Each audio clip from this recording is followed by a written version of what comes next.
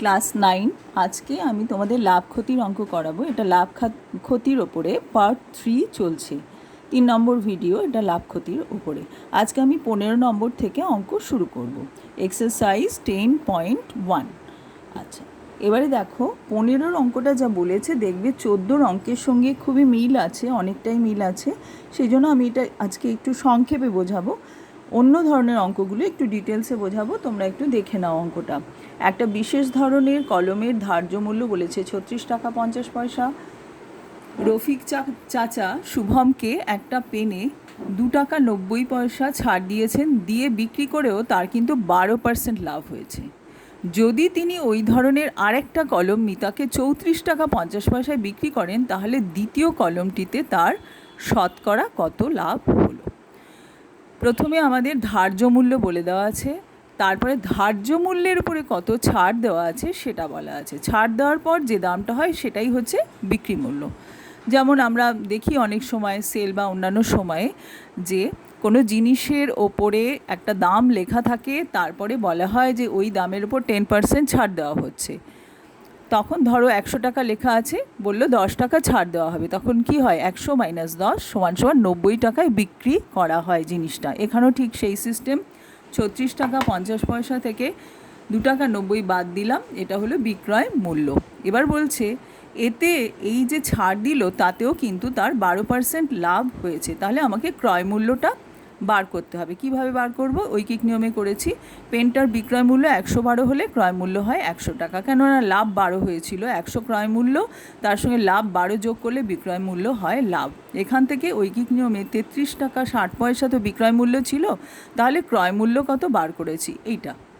দেখা গেছে কাটাকুটি করে এটা 30 টাকা হয়েছে, তো কলমের ক্রয় মূল্য পেয়ে গেছি। এবার ওই একই ধরনের কলম মিতাকে 34 টাকা 50 পয়সায় বিক্রি করা হয়েছে। এখন কত লাভ হয়েছে এটা প্রশ্ন। তো খুবই সোজা, বিক্রয় মূল্য থেকে ক্রয় মূল্য বাদ দিলাম, হলো লাভ হলো 4 টাকা 50। এবার শতকরা লাভ বার করতে গেলে কি করতে হয় বলে দিয়েছিলাম। ওপরে হচ্ছে মোট লাভটা লিখবো, নিচে ক্রয় মূল্য লিখবো, ইন্টু 100 করবো, করে হলো 15 টাকা, অর্থাৎ 15% লাভ হয়েছে। আমি একটু সংক্ষেপে বোঝালাম, পরের অঙ্কটায় চলে আসছি। 16 নম্বর অঙ্ক।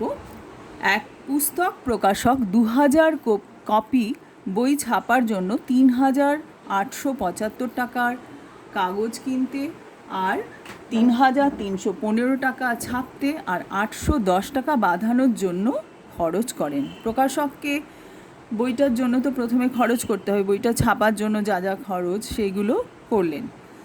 এক্ষেত্রে এটাই হচ্ছে তার উৎপাদন মূল্য বলো বা ক্রয় মূল্য, যদি ভাবো একই ব্যাপার। ক্রয় মূল্য নয়, উৎপাদনই এক্ষেত্রে আমরা বলতে পারি।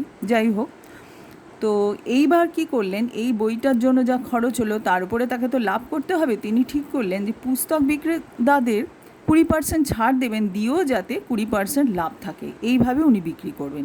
মোট কথা আলটিমেট ব্যাপার হচ্ছে 20% লাভ কিন্তু উনি রাখবেন। এটা কিন্তু খুব একটা গুরুত্বপূর্ণ পয়েন্ট, এটা মাথায় রাখবে। এবারে বলছে প্রতিটি বইয়ের ধার্য মূল্য কত। এই অঙ্কটা খুবই ইম্পর্ট্যান্ট একটা অঙ্ক, বহুবার মাধ্যমিক পরীক্ষায় কিন্তু এই অঙ্কটা এসছে, কাজে এটা একটু মন দিয়ে বোঝার চেষ্টা করো। প্রথমে আমাদের সবসময় বলেছি লাভ ক্ষতির অঙ্কে ক্রয় মূল্য বা উৎপাদন মূল্যটা জানা ভীষণ দরকার, তারপরে হচ্ছে বিক্রয় মূল্য। তো আমাদের এখানে ক্রয় মূল্য বা উৎপাদন মূল্যই বলি, সেটা বলে দেওয়া আছে। কীরকমভাবে বলা হয়েছে, ছাপার জন্য খরচ হয়েছে 3875 টাকা, আর এটা হচ্ছে কাগজ কেনার জন্য খরচ হয়েছে, আর 3315 হচ্ছে ছাপাতে, আর 810 টাকা বাঁধানোর জন্য। তাহলে টোটাল খরচ কত হয়েছে? 8000 টাকা। প্রকাশকের 8000 টাকা খরচ হয়েছে কটা বইয়ের জন্য? 2000 কপি বইয়ের জন্য। তাহলে 1 কপি বইয়ের জন্য কত খরচ হলো? 8000 টাকাকে 2000 দিয়ে ভাগ করলাম, 4 টাকা। মানে এটা একদিক বলতে পারো যে একটা বইয়ের জন্য কতটা খরচ হয়েছে, বা এখানে উৎপাদন মূল্য বলতে পারো। একটা বইয়ের উৎপাদন মূল্য বার করলাম। এবারে কত দামে বিক্রি করছে আর কত দামে ছাড় দিচ্ছে, এই দুটো পয়েন্ট ইম্পর্ট্যান্ট। সেখান থেকে আমরা আস্তে আস্তে বইয়ের ধার্য মূল্যটা বার করব। কেননা বইয়ের উপরে একটা মূল্য লেখা আছে, তার উপরে ছাড় দিয়েছে, দেওয়ার পরে বিক্রি করেছে। 3টে জিনিস এখানে মাথায় রাখতে হবে। তো আমাদের বইয়ের ধার্য মূল্য আমরা বার করার আগে আমরা উৎপাদন মূল্য পেয়ে গেছি, এবার বিক্রয় মূল্যটাও আমাদের জানতে হবে। 20% লাভে বিক্রি করেছে সেটা জানবো, তাহলেই আমরা ধীরে ধীরে ধার্য মূল্য বার করতে পারবো। বারবার বলছি, ক্রয় মূল্য বিক্রয় মূল্যের অঙ্কে আমাদের কিন্তু ক্রয় মূল্য আর বিক্রয় মূল্যটা জানা ভীষণ জরুরি। তো আমরা যেহেতু আমাদের এখানে বলে দেওয়া ছিল যে উৎপাদন করতে জিনিসটা কতটা খরচ হয়েছে, সেই জন্য আমরা কিন্তু ওইগুলো সব যোগ করে বলে দিলাম যে একটা বইয়ের উৎপাদন মূল্য কত হয়েছে। এবার দেখো, পুস্তক বিক্রেতাদের উনি ছাড় দিয়েছেন কত পার্সেন্ট? 20%। সেটা দেওয়ার পরেও কিন্তু তার লাভ হয়েছে। তাহলে আমি ছাড়ের কথাটা পরে ভাবছি, আগে ভাবি তার তো লাভ হয়েছে 20%। তাহলে তিনি 20% লাভে একটা বই কী দামে বিক্রি করতে পারতেন, করেছেন? তো 4 টাকা একটা বইয়ের খরচ হয়েছে, উৎপাদন খরচ, প্লাস 4 টাকার 20%, তাই 4 × 20/100 হলো। এটা করে হলো 24/5 টাকা। তাহলে অ্যাকচুয়ালি প্রথমে প্রকাশক, তারপরে বইয়ের দোকানদার, তারপরে বইটা বিক্রি হলো খরিদ্দারের কাছে। তার মানে খরিদ্দার কিনেছেন এটাই, অর্থাৎ প্রকাশক পরপর ছাড় দিয়েও বিক্রি করলেন কিভাবে, কত টাকায়? 24/5 টাকায়। তো আমাদের এখন তাহলে ধার্য মূল্যটা বার করতে হবে। ধার্য মূল্যটা কিন্তু বইয়ের ওপরে লেখা ছিল, সেটার থেকে ছাড় দিয়েছে, সেই ধার্য মূল্যটা আমরা জানি না। আর বীজগাণিতিক পদ্ধতিতে আমরা যখন সমাধান করি, বারবার বলেছি, আমরা যেটা জানি না সেটাকেই এক্স ধরে নিই। তা আমরা প্রত্যেকটা বইয়ের ধার্য মূল্য X টাকা ধরে নিলাম, ঠিক আছে? এইবার দেখো, X টাকা ধার্য মূল্য ধরো বইয়ের উপর লেখা আছে, তার উপরে 20% ছাড় দেওয়া হয়েছে। তাহলে ছাড় দেওয়া মানে বাদ দিতে হবে, X - X × 20/100। এটা সমান সমান কী হবে? ধার্য মূল্য থেকে ছাড় বাদ দেওয়ার পরে কি হবে? সেই দামটা দিয়ে বিক্রি করা হয়, সেটাই হচ্ছে বিক্রয় মূল্য। এবার বিক্রয় মূল্য আমরা আগে বার করে নিয়েছি 24/5 টাকা। কী করে বার করেছিলাম? না, আমাদের অঙ্কে বলাই ছিল যে প্রকাশকের কিন্তু 20% লাভ হয়েছে, উৎপাদন মূল্যের ওপরে 20% লাভ হয়েছে। তো কাজেই সেই 20% লাভে আমরা দেখলাম 4 + 4-এর 20% করে 24/5 হয়েছে। তাহলে ডান দিকেও আমি বিক্রয় মূল্য লিখেছি, ডান দিকে এখানে এটা নয়, এটা তো ধার্য মূল্য X টাকা ধরেছি, ডান দিকেও বিক্রয় মূল্য লিখেছি, বাঁ দিকেও কিন্তু বিক্রয় মূল্য লিখেছি। সমীকরণ কথার মানেই হচ্ছে তাই সমতা বিধান করা। দুদিকে বাম পক্ষে যে রাশিটা থাকবে, ডান পক্ষে যে রাশিটা থাকবে, তাদের মধ্যে সমতা বিধান করে, অর্থাৎ তারা যাতে সমান সমান হয় সেইভাবে লিখব, লিখে মাঝখানে সমান চিহ্ন দেব, তাই আমরা দিয়েছি, ঠিক আছে? এবার বাঁ দিকটা X × 20/100 কেটে হলো, 20 দিয়ে 100কে কাটলে হয় 5, তার X - X/5 হয় বাদিকে। 5 লসাগু করলাম, X এর তলায় 1 আছে, 1 দিয়ে 5কে ভাগ করলে 5 হয়, 5 দিয়ে Xকে গুণ করলে হয় 5X, মাইনাস এবার 5 দিয়ে 5কে ভাগ করলে হয় 1, 1 দিয়ে Xকে গুণ করলে হয় X। তাহলে 5X - X / 5 = হলো 24/5। বজ্র গুণন করে দিলাম, 4x × 5, 5x থেকে x বাদ দিলে 4x হয়, 4x × 5 = 24 × 5। এবার শুধু x বার করব, সেই জন্য 4 × 5 দিয়ে এই গুণফলটাকে ভাগ করে দেব, ভাগ করে দিয়ে এটা সমান সমান হলো 6 টাকা। তাহলে প্রত্যেকটা বইয়ের ধার্য মূল্য হলো 6 টাকা। একটা জিনিস মাথায় রাখবে এই ক্ষেত্রে বারবার, যে ধার্য মূল্য ব্যাপারটা কি, ধার্য মূল্য লেখা থাকে, ধরো বইয়ের গায়ে লেখা রয়েছে ধার্য মূল্য। প্রথমে হচ্ছে উৎপাদন খরচ, একটা জিনিস বানাতে খরচ তো হয়, সেটাকে উৎপাদন খরচ বলে, যেটা বইয়ের ক্ষেত্রে বেরিয়েছিল হচ্ছে 4 টাকা, আগের পাতায় আছে 4 টাকা বেরিয়েছিল। তারপরে কি হলো, ধার্য মূল্য ঠিক হলো। আর হিসাব করে যখন একজন ব্যবসায়ী ব্যবসা করছেন, তিনি তো তার লাভের জন্যই ব্যবসাটা করছেন। 4 টাকা তার উৎপাদন মূল্য হয়েছে, তিনি তো আর 4 টাকায় বিক্রি করবেন না, তিনি কত টাকায় বিক্রি করবেন আগেই ভেবে নিয়েছেন যে আমি 20% লাভ করব। তাহলে 20% লাভ করলে তখন বিক্রয় মূল্য হচ্ছে 4 + 4-এর 20%, 24/5 টাকা। এবার ধার্য মূল্য যেহেতু বার করতে বলেছে, ধার্য মূল্য X ধরে নিয়েছি অ্যালজেব্রিক মেথডে। এই ধার্য মূল্যের থেকে আবার ছাড়টা বাদ দিলে হয় বিক্রয় মূল্য, সেই জন্য বাঁ দিকে ওইভাবে লিখেছি আর ডান দিকে বিক্রয় মূল্যটা লিখেছি, দুটোই সমান, সেই জন্য সমীকরণ সেখান থেকে এটা পেলাম। খুব সহজ অঙ্ক, শুধু স্টেপগুলো মাথায় রাখতে হবে, মনে রাখতে হবে। পরের অঙ্ক চলে আসি, এটাও একটু সোজাই বলবো আগের থেকে। দুটো হস্তশিল্পের প্রত্যেকটাকে 1248 টাকায় বিক্রি করেন।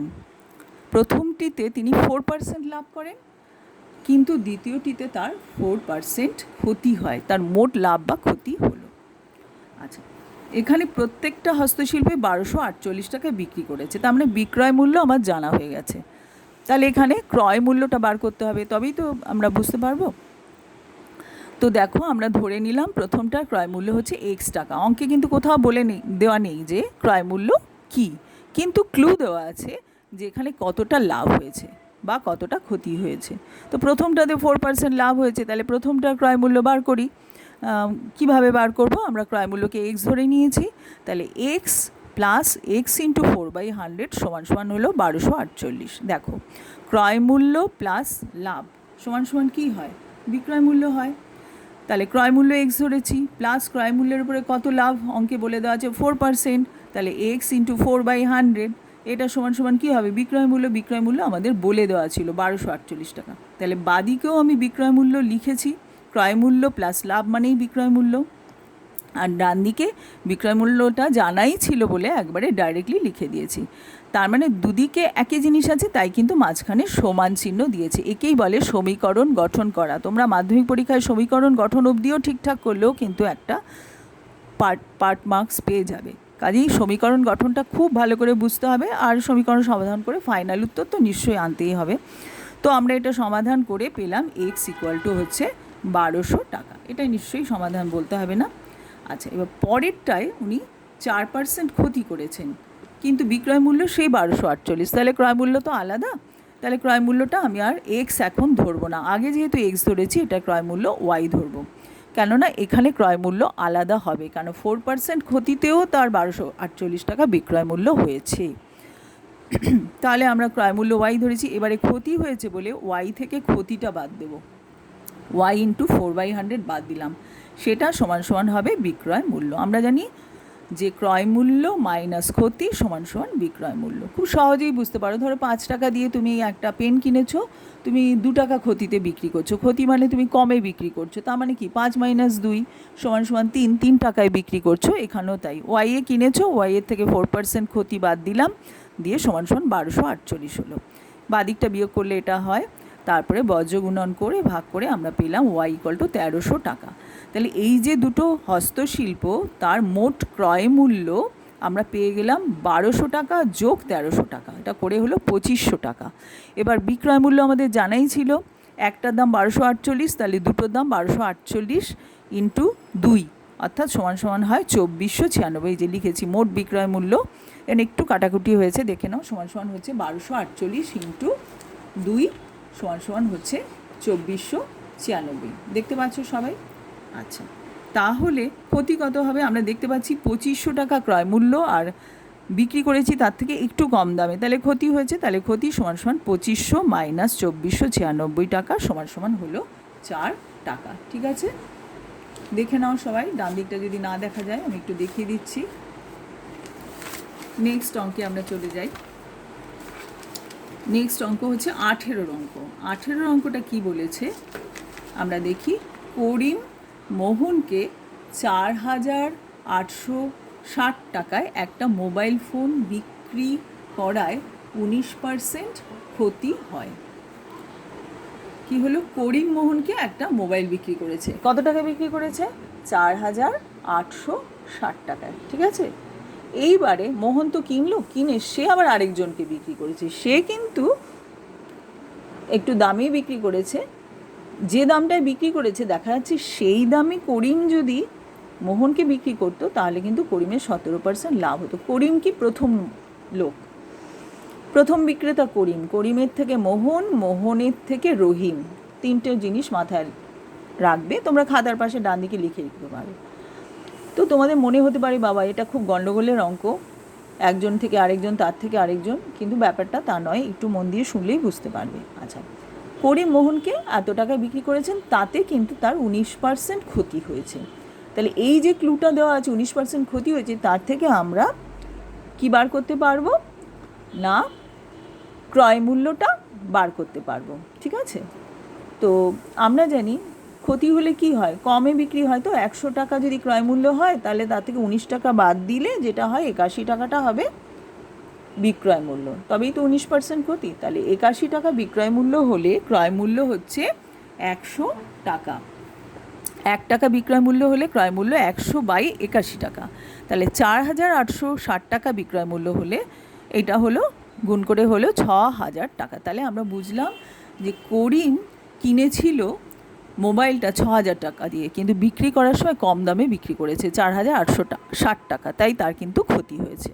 আমরা বারবার বলেছি ক্রয় মূল্য বিক্রয় মূল্যের অঙ্কে সবসময় ক্রয় মূল্য আর বিক্রয় মূল্য এই দুটো জিনিস জানা দরকার। তা আমাদের ক্রয় মূল্যটা আমরা বার করলাম, বিক্রয় মূল্য বলে দেওয়া ছিল এক্ষেত্রে। এবারে বলেছে এই জিনিসটা কিনে মোবাইলটা কিনে মোহন কী করেছে, সেটা আবার রহিমকে বিক্রি করেছে আরেকটু বেশি দামে। এখন কত দামে বিক্রি করেছে সেটা বার করার জন্য একটা ছোট্ট ক্লু দেওয়া আছে। বলা আছে যে দামে বিক্রি করেছে সেই দামে প্রথম ভদ্রলোক মানে করিম যদি বিক্রি করতো তাহলে তার 17% লাভ হতো। তাহলে করিমের ক্ষেত্রে যে ক্রয় মূল্য তার সঙ্গে 17% লাভটা যোগ করলেই এই দামটা বেরিয়ে যাবে, এবং সেই দামটা কি হবে না, মোহন যে দামে রহিমকে বিক্রি করেছে সেটা বেরিয়ে যাবে। এইভাবে ঘুরিয়ে বলে দেওয়া আছে, ডাইরেক্টলি বলেনি যে মোহন রহিমকে কত % লাভে বিক্রি করেছে, একটু কায়দা করে বলেছে যে করিম যদি বিক্রি করতো তাহলে তার 17% লাভ হতো যদি ওই দামে বিক্রি করতো। তো ওই দামটা কী দাম সেটাই তো আমাদের বার করতে হবে। আচ্ছা, যেহেতু ওই ক্লুটা দেওয়া আছে যে ওর 17% লাভ হতো, তাহলে করিমের ক্রয়মূল্য কত ছিল, মোবাইলের ক্রয়মূল্য ছিল 6,000 প্লাস 6,000 ইন্টু 17/100 ক্রয়মূল্য প্লাস লাভ করে হলো 7,020 টাকা। তার মানে 7,020 টাকায় যদি করিম বিক্রি করতো তবে তার 17% লাভ হতো, এবং সেই দামটাতেই মোহন রহিমকে বিক্রি করেছে। তাহলে মোহন রহিমকে 7,020 টাকায় বিক্রি করেছিল। তা মোবাইলটা কিনেছিল কত দামে মোহন? প্রথম লোকের কাছ থেকে কিনেছিল 4,860 টাকায়।